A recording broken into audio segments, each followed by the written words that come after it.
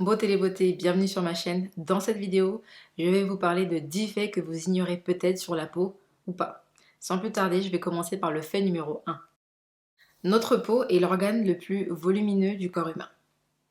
Il peut recouvrir une surface allant jusqu'à 2 mètres carrés de superficie.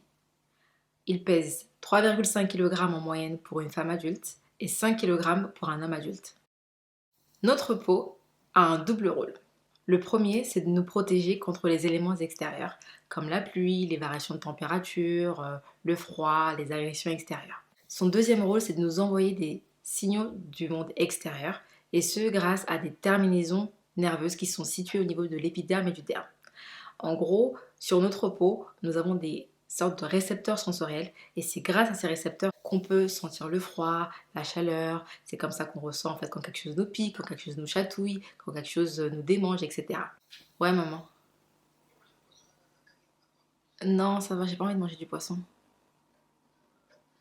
Ouais, ça va, j'ai pas faim, j'ai déjà mangé. Merci.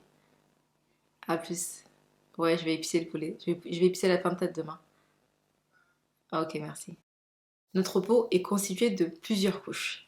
La première étant l'épiderme, la deuxième le derme et la troisième couche c'est l'hypoderme. Donc l'épiderme, on va dire, c'est le rez-de-chaussée. Donc c'est la partie visible. Elle est recouverte de la couche cornée qui constitue en fait une barrière entre notre organisme et le monde extérieur. Au niveau de l'épiderme, on retrouve aussi des petits trous. Alors elles sont beaucoup plus visibles sur les peaux à imperfection et les peaux qui sont grasses. Et donc ces petits trous s'appellent les pores, c'est à travers ces pores que ressortent la sueur. Et sur l'épiderme, on retrouve aussi des cellules qui sont responsables de la coloration, donc la couleur de peau, qui sont les mélanocytes, qui fabriquent donc du coup la mélanine, qui nous donne en fait notre couleur de peau.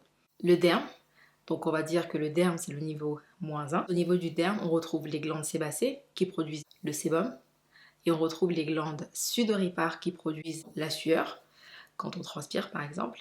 Et au niveau du derme aussi, on retrouve le follicule pileux. C'est à travers le follicule pileux que les cils et les cheveux, les poils poussent. Au niveau de l'hypoderme, c'est une couche graisseuse qui constitue une sorte de barrière thermique. Le renouvellement épidémique a lieu toutes les 3 à 4 semaines. Donc, lors du renouvellement épidémique, les cellules mortes tombent et elles sont remplacées par des nouvelles cellules. Et pour accélérer ce processus de remplacement, le lait cru serait un moyen d'accélérer, de stimuler ce renouvellement épidémique pour du coup avoir une peau qui est régénérée, une peau qui est douce, une peau qui est exfoliée, une peau en fait qui est toujours comme une peau de bébé. Notre peau a la faculté de se renouveler elle-même. Ça s'appelle la régénération cellulaire. C'est un processus de transformation et de migration des cellules mortes qui sont sur la couche basale. La couche basale, c'est la base de l'épiderme, vers la couche cornée, la couche la plus extérieure. C'est vraiment en fait ce qui constitue une barrière entre notre organisme et le monde extérieur. Et durant ce processus, les nouvelles cellules vont être remplacées par les anciennes cellules qui sont mortes. Donc chaque jour, nous perdons 2 couches de cellules mortes. En 70 ans de vie, l'épiderme se renouvelle plus de 10 000 fois. Notre peau est imperméable, ou disons semi-perméable, et ce grâce au film hydrolipidique. Le film hydrolipidique est formé grâce à la rencontre de la sueur, formée par les glandes sudoripares au niveau du derme, et du sébum qui est formé par les glandes sébacées au niveau du derme. Donc lorsque la sueur, donc l'eau, rencontre le sébum, donc les lipides, donc le gras, ça forme un film qui est transparent et quasiment invisible à l'œil nu. Mais c'est grâce à ce film, quand on se lave par exemple, l'eau ne pénètre pas et ne rentre pas directement dans notre organisme. Lorsque l'on reste trop longtemps dans l'eau, il peut arriver que l'eau parfois s'imbibe. Ça se voit parfois quand on est à la piscine et qu'on reste trop longtemps en fait dans l'eau, les doigts se gorgent d'eau. Par contre, le film hydrolipidique a cette capacité à se reconstituer tout seul, et quand on sort par exemple de la piscine, on voit bien qu'après quelques temps, l'eau s'est évaporée parce que le film a pu se reconstituer pour continuer à jouer son rôle de protection et de barrière. Le pH du film hydrolipidique est acide pour empêcher le développement des bactéries pathogènes sur notre peau. Les boutons.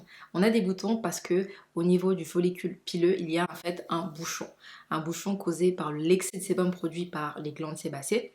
Et lorsqu'en fait dans le follicule pileux, il y a du sébum, il y a 2 réactions. Soit il y a une implosion ou il y a une explosion.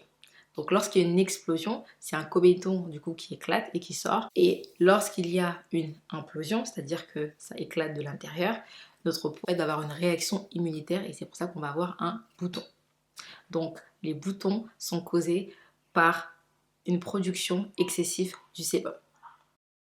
Les mélanocytes, qui sont les cellules responsables de la couleur de la peau, produisent de la mélanine.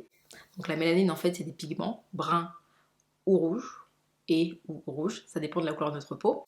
La mélanine bloque une partie du rayonnement solaire. Lorsqu'on a la peau blanche, on a des pigments bruns et rouges.